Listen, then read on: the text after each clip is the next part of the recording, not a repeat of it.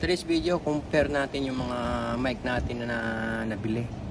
Meron ako nabiling 65 pesos sa Lazada, tapos may 300 plus. So compare natin yung kaniyang pick up, kanyang boses. So start na tayo. Unahin natin guys yung 65 pesos lang na mic. So pakinggan nyo kung gaano kalakas o kahina yung kanyang pick up. Hello my guys, hello. Ito naman yung pangalawa nating mic. So pakinggan nyo kung gaano kalakas o kahina. Hello my test. Hello my test. Hello.